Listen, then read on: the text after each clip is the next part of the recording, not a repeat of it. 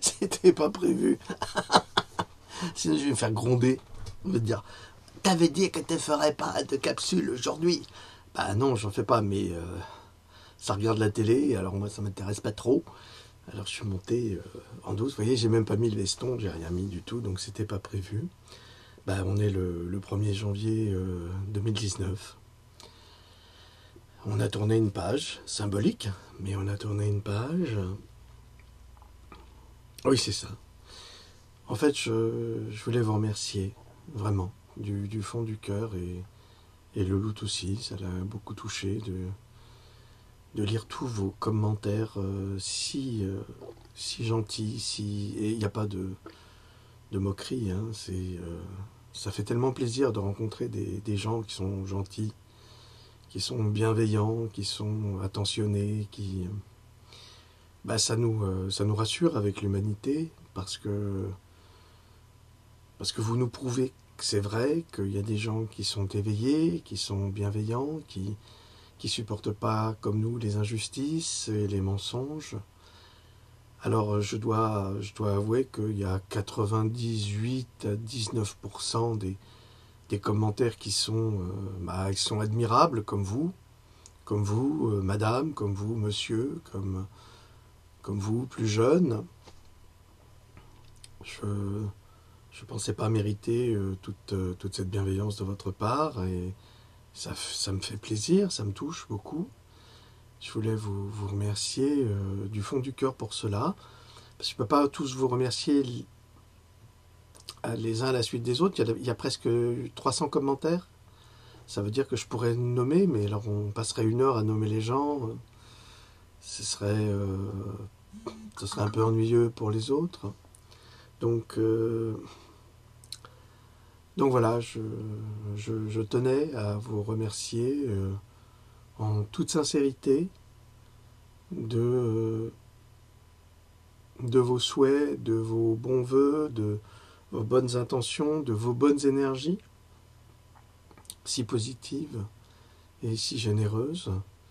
Le 1% restant a été banni, c'était tellement pathétique, de bêtises, de méchanceté, de manque d'intelligence, de critiques aberrantes et stupides. Mais nous avons l'habitude, hein, ce sont des petits démons, mais qui n'existent pas en fait. Ils n'existent pas. Donc je préfère me concentrer sur les belles paroles qui ont été très bien portées, parce que l'estocade est arrivée directement là. Donc je vous remercie du fond du cœur. Bon, j'en ai parlé un peu avec maman, j'en parle pas en général. Elle m'a demandé si ça allait, je dis oui, ça va très bien. Nous avons eu de très très beaux commentaires des gens, et c'est très agréable. C'est très agréable, elle était très heureuse elle aussi. Donc vous voyez, vous faites des heureux autour de vous, et c'est formidable d'arriver à remplir le cœur de personnes que vous ne connaissez pas, simplement en leur apportant des bonnes intentions, ou en disant bonjour dans la rue à quelqu'un que vous ne connaissez pas et qui n'a pas l'habitude qu'on lui dise bonjour.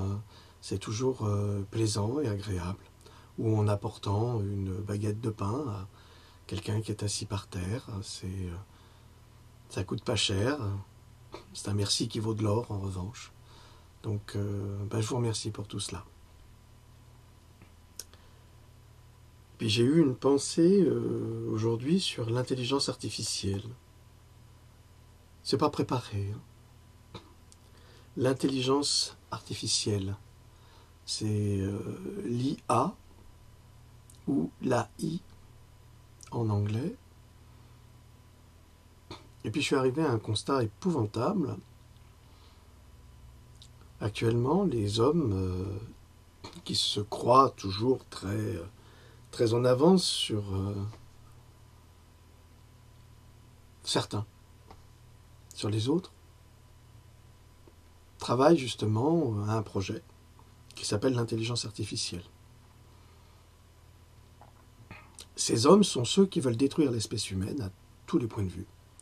C'est-à-dire que c'est un piège inouï, et pour créer cette intelligence artificielle, ils ont toujours besoin des hommes, mais pas forcément des super grands diplômés scientifiques, pas du tout. Ils fabriquent des autistes pour cela. C'est-à-dire que le plan de vaccination, c'est à la fois un plan de destruction, un plan d'invalidation, c'est-à-dire qu'on va invalider les patients, mais c'est aussi un plan de réalisation d'une nouvelle espèce d'homme. C'est-à-dire que on va fabriquer des autistes qui n'ont aucun affect, qui ne pensent pas, qui sont détachés, si vous voulez, de la raison émotive. Ils ne sont pas détachés de la raison, mais ils sont détachés de la raison émotive. Il n'y a pas d'affect chez eux, très peu, très très peu. Et ces vaccins contribuent à créer des autistes géniaux de type Asperger qui sont capables de se focaliser sur des choses très précises et de les développer. Alors il y a des génies absolus comme ce dessinateur. Est-ce que c'est un artiste? Je ne sais pas. Je ne sais pas si on peut le qualifier d'artiste, certainement, parce qu'il est dans le domaine de l'art, mais quand il était enfant, il suffisait qu'on le mettait dans un endroit, n'importe lequel, il faisait le tour à 360 degrés de cet endroit, de l'endroit où il était, et il était capable de le dessiner, comme ça, sans couleur, hein, seulement au trait.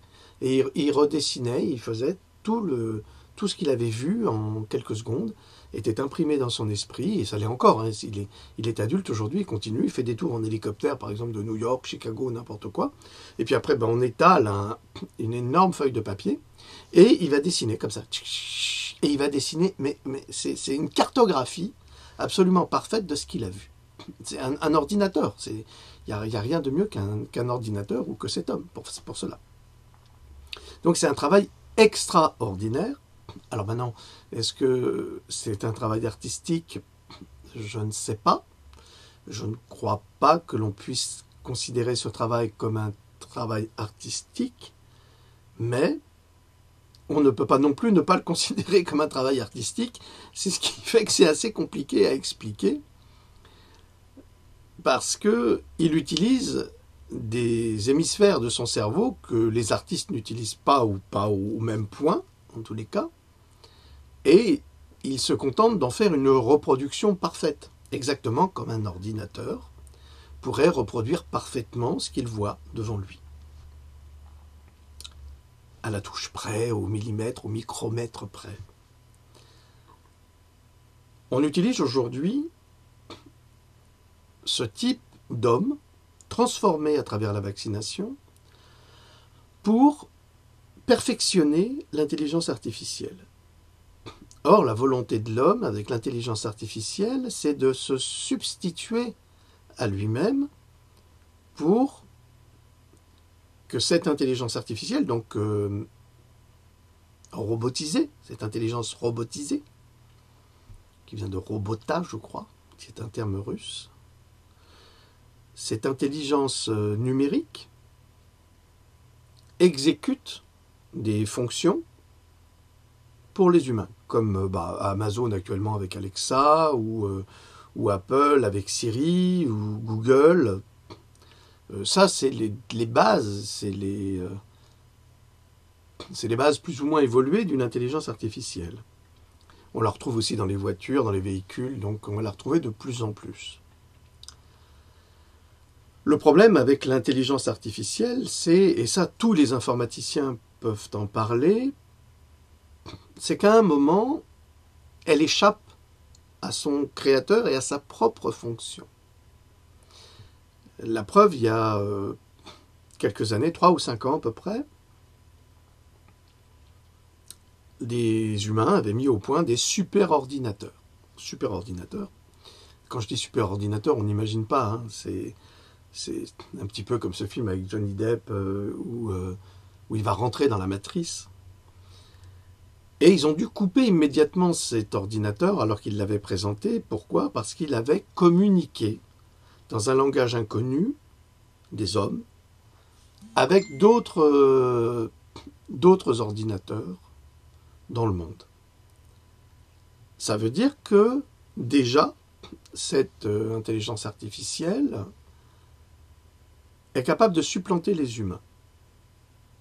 Mais c'est là où les humains sont parfaitement idiots, ou ils le font à dessein, parce que dans tous les romans de science-fiction, dans toutes les nouvelles, on se rend compte que l'intelligence artificielle, à un moment donné, va prendre une décision qui va aller à l'encontre de l'homme.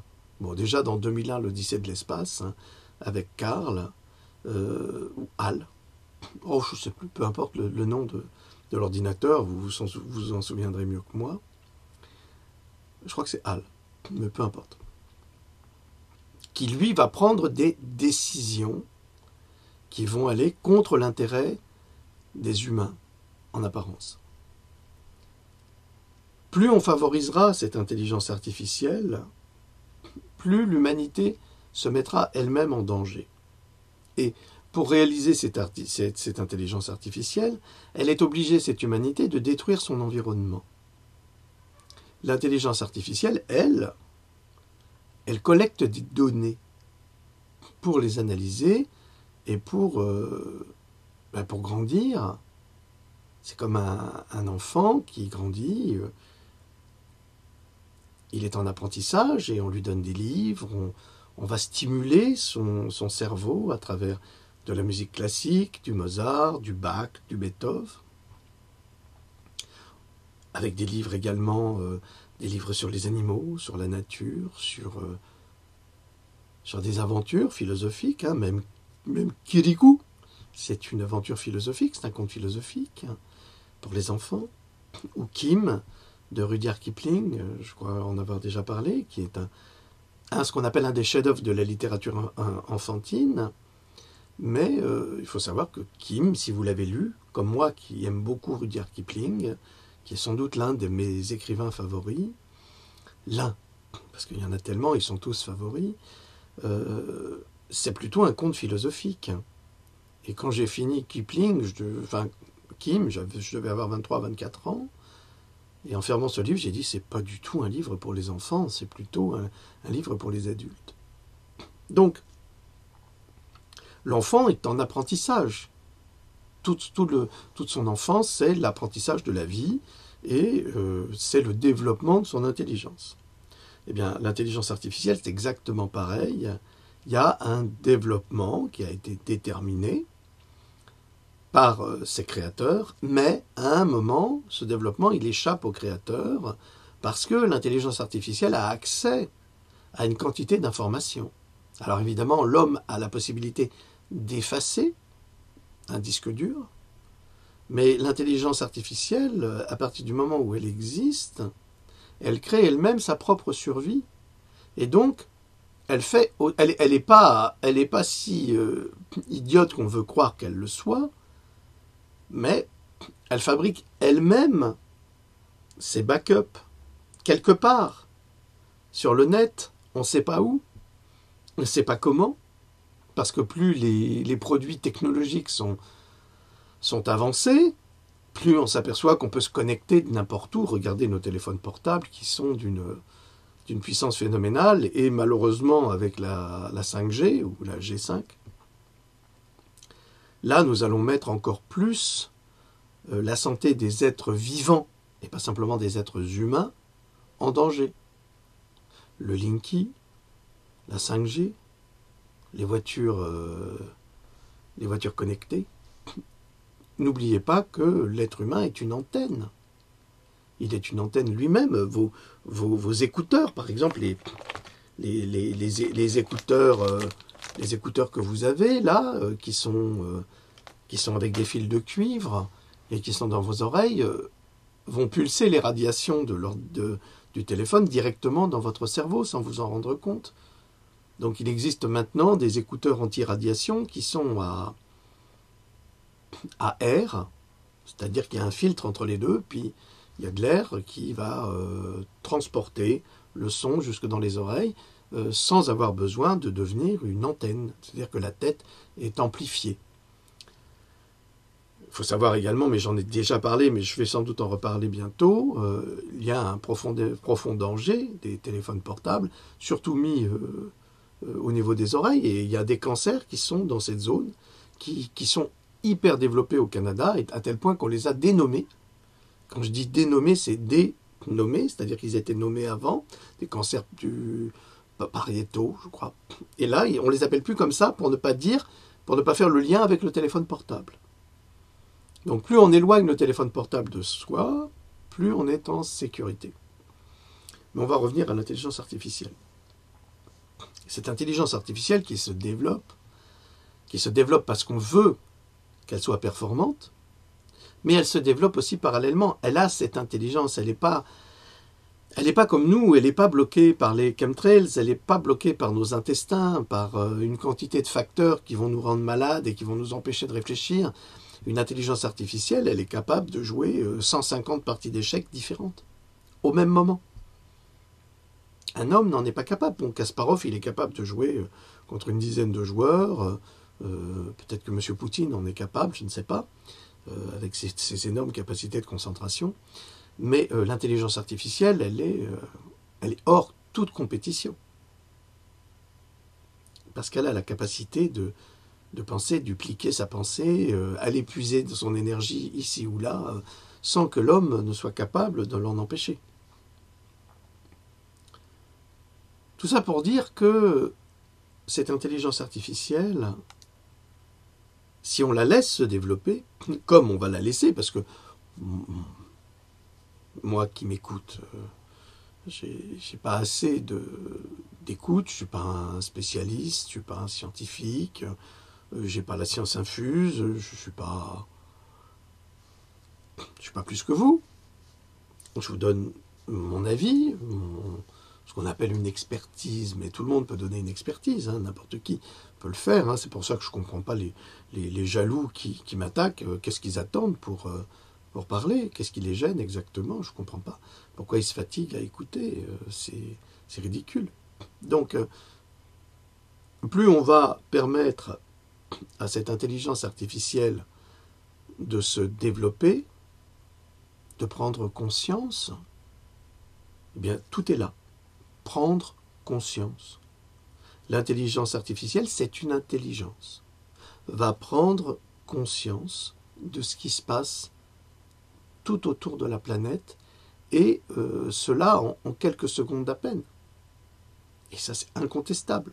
Il suffit qu'elle se branche, cette intelligence artificielle, sur n'importe quelle bibliothèque numérique, sur les informations, sur les guerres actuelles, sur toutes formes de conflits économiques, militaires ou autres, pour constater que l'homme est un virus extrêmement toxique pour la santé de cette planète.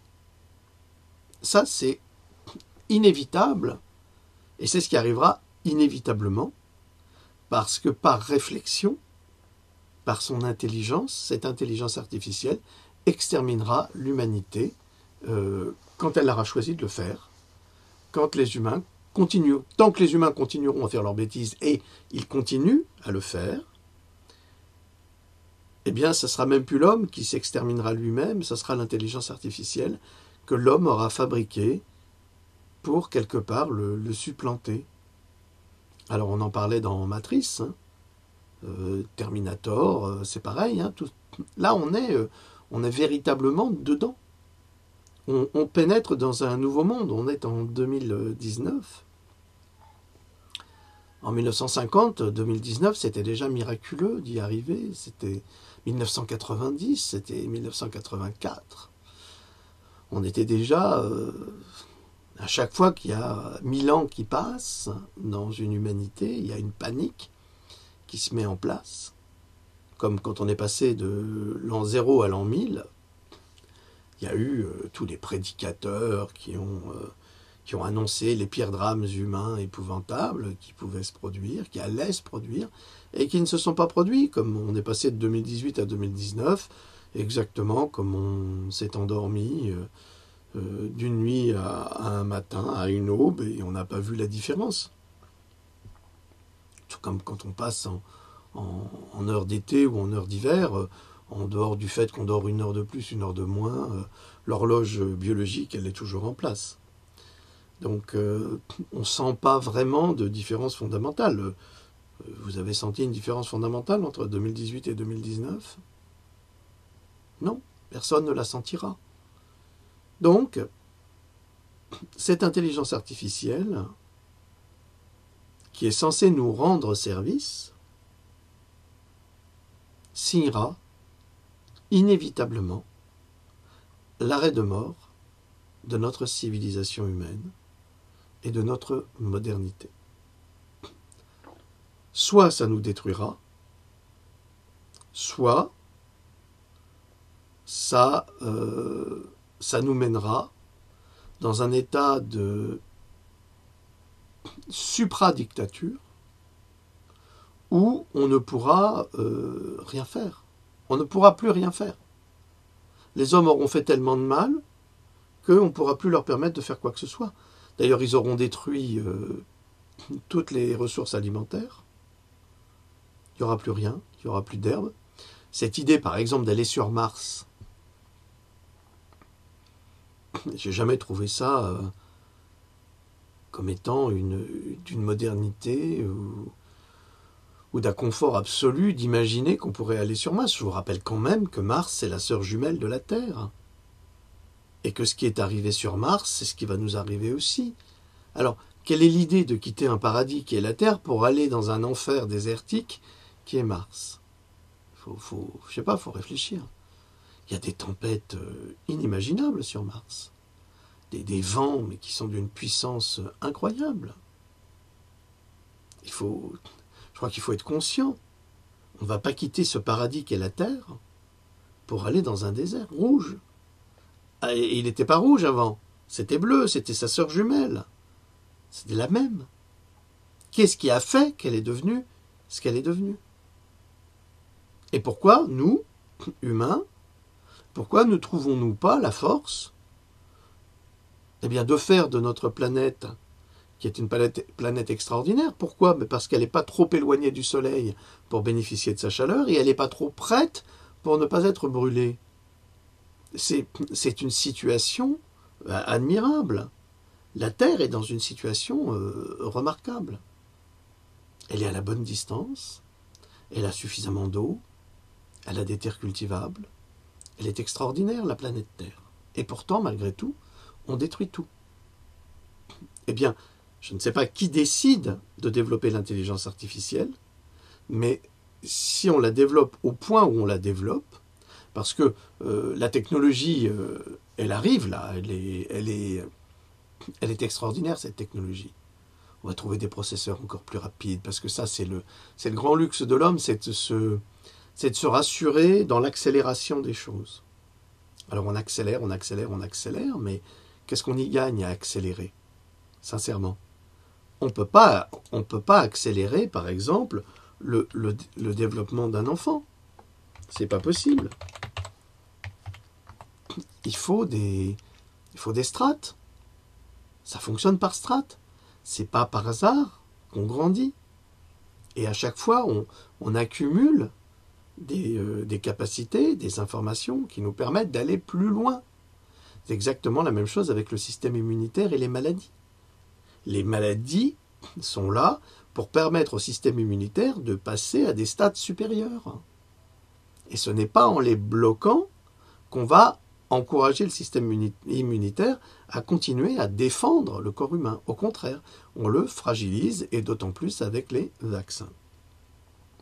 Vous savez, c'est pas le vaccin contre la variole qui a éradiqué la variole. Pas du tout. Et le vaccin contre la variole, et j'en ai parlé depuis tous les débuts de Pandora, hein, ça fait des années que j'en parle, le vaccin contre la variole n'a jamais éradiqué la variole. Au contraire, il a permis non seulement de développer le virus, mais de l'étendre à des communautés citoyennes qui, elles, étaient protégées contre la variole, puisque normalement, elles ne devaient pas l'avoir. Eh bien non, ces épidémies-là génèrent, le docteur Jenner, en fait, a prolongé et permis à ce virus de se développer sur des populations qui, normalement, ne risquaient pas grand-chose. Sont les résultats. Hein. On a des documents qui datent de 1889, oui, un livre anglais, une étude justement de 50 ans sur la variole de 1889, qui nous prouve qu'effectivement, le vaccin contre la variole n'a pas apporté, n'a pas répondu à toutes ces espérances en tous les cas. Et c'est valable pour tous les vaccins. Donc tout ça pour vous parler de l'intelligence artificielle, dont nous devons nous méfier absolument. Tout ce qui est appareil connecté sont des appareils de transmission d'informations. Pour qui? Pour le pouvoir, qui a besoin de tout savoir de nous. Alors pourquoi est-ce qu'il a besoin de tout savoir de nous? Qu'est-ce qui lui fait peur exactement? Ce qui lui fait peur, c'est que tant que l'homme garde son identité profonde d'être humain, il a cette capacité à réfléchir. Cette capacité à réfléchir lui accorde la possibilité de dire non. Ce que ne veut pas ceux qui nous gouvernent. Ils veulent que nous rendent suffisamment idiots pour que nous disions oui à tout. Et ensuite, on aura de cette intelligence artificielle partout autour de nous qui sera à nos ordres. Quelle victoire pour l'humanité! Vous imaginez Michel-Ange qui va dire à un peintre artificiel, c'est-à-dire à un robot, tiens, fais-moi la chapelle, tu vas me faire ça ici. Mais il deviendrait fou, Michel-Ange. Parce qu'il n'aurait pas le contact avec la matière. Ce serait très très difficile pour lui. Ça voudrait dire qu'il ne sert plus à rien. Ce ne sera plus l'architecte. Parce qu'à chaque fois qu'il aura une idée, on lui dira, bah non, ça ne marche pas, c'est pas possible. Avec les calculs machin. Or, on se rend compte que s'il y a une logique scientifique, il y a aussi une logique naturelle qui peut contrer cette logique scientifique et apporter d'autres réponses. Or, l'intelligence artificielle ne peut pas tolérer cette logique naturelle. C'est impossible. Puisqu'elle étudie tous les scénarios possibles. Le seul problème, c'est qu'elle étudie tous les scénarios possibles d'après des notions qu'elle a pu enregistrer ou qu'elle a pu analyser à travers un groupe d'humains. Et puis s'il y en a un parmi tous ces humains quelconques, qui est Léonard de Vinci, ben, l'intelligence artificielle, elle est complètement perdue, là. Elle ne pourra pas comprendre. Elle ne pourra pas comprendre la pensée de ce Léonard de Vinci. Elle n'y parviendra pas. Alors elle va essayer de s'adapter. Mais à chaque fois, cette pensée du Léonard de Vinci va être nouvelle, novatrice. Et ça va être un choc. Inévitable. Qu'est-ce que ça nous prouve? Qu'il n'y a aucune loi. Toutes les lois scientifiques qui ont été établies depuis le XXe siècle, ou même depuis les Grecs, en mathématiques, en physique, eh bien, ce sont des lois qui s'adaptent à notre mode de vie. Là-dessus, il n'y a rien à dire. Mais la planète Terre, qu'elle soit ronde ou plate, ça n'a aucune espèce d'importance. C'est pas ça qui compte. La planète Terre a des règles de fonctionnement par rapport à son atmosphère, par rapport à sa gravité, par rapport à une quantité de facteurs géophysiques qui ne sont pas les mêmes ailleurs. Alors est-ce que nos lois scientifiques sont valables ailleurs? Ben justement non. Et c'est peut-être pour ça qu'on n'est pas capable de sortir de notre sphère de confiance ou de savoir, parce qu'on n'est pas capable d'aller au-delà de ces apparences de vérité scientifique. Parce que tout ce qui a été établi hier est contestable aujourd'hui. Et à chaque fois qu'on met de nouveaux postulats, on arrive à de nouvelles vérités qui vont invalider les vérités d'hier, qui étaient pourtant des vérités gravées dans le marbre. En fait, la science, c'est ça. La science, c'est tous les jours remettre en question un postulat scientifique en imaginant autre chose, et que cette autre chose peut nous permettre d'aller encore plus loin. Or, ça je l'ai déjà dit, Et le problème de la science aujourd'hui, c'est qu'elle est tenue par l'industrie. L'industrie, les banques, l'argent. C'est-à-dire que c'est l'industrie qui détermine la science qui doit exister actuellement. Parce qu'il faut la vendre et la rentabiliser, comme les médicaments, c'est la même chose. Or, si on pensait autrement, si on changeait de paradigme financier, par exemple, si on passait à autre chose, eh bien, on pourrait évoluer, mais on ferait des bonds de géants dans l'évolution, sans le moindre problème. Or, on ne veut pas le faire, parce que nous sommes noyautés par ces industriels qui gouvernent le monde. À travers les banques, bien sûr, parce qu'ils travaillent tous ensemble. Nous sommes noyautés par ces gens-là pour ne pas pouvoir évoluer. Et c'est une gravité absolue parce que l'homme est appelé à évoluer, et non pas à être évolué, c'est pas la même chose, par des biogénéticiens qui ne se prennent même plus pour Dieu, mais qui se prennent pour Darwin. Ce qui est bien pire. Parce que quand on se prend pour Darwin, on fabrique soi-même la nouvelle humanité. Parce que Dieu a fabriqué l'humanité. Maintenant, les nouveaux Darwin fabriquent cette nouvelle humanité, l'homme augmenté. Augmenté en quoi? Est-ce que c'est augmenté, comme en Suède, d'avoir des puces dans les mains pour ouvrir des portes? Les gens ne sont pas encore assez... je ne sais pas comment dire. Ils ne sont pas capables d'ouvrir les portes? Non. Il faut qu'ils aient une puce dans une main pour ouvrir une porte, avoir accès à une photocopieuse, compter le nombre de pages qu'ils vont imprimer, savoir quand est-ce qu'ils ont été aux toilettes, combien de fois par jour, savoir s'ils sont malades, savoir ce qu'ils dépensent comme argent, savoir quel type de relations sexuelles ils vont développer. Sont-ils des solitaires? Sont-ils des gens qui fonctionnent en groupe? Sont-ils mariés? Sont-ils déviants? On saura tout avec ces puces RFID qui vont informer cette intelligence artificielle, comme dans Neom, et qui va donner tout ce qu'il faut à ceux qui sont au-dessus et qui vont décider pour les autres de leur avenir. Alors, la question est, devons-nous faire confiance à l'intelligence artificielle? Eh bien, si elle est là pour aider l'humanité, je dis oui. Si elle est là pour la contrôler et prendre sa place, je dis non. Là, je vous laisse une réflexion à avoir sur, comme la mienne. Moi, j'en ai eu une. Je vous en fais part. C'est mon petit cadeau de 2019. Vous êtes libre de donner, de livrer vos commentaires à la suite de cette vidéo, toujours dans la bienveillance, dans le questionnement. Moi, je n'ai pas réponse à tout.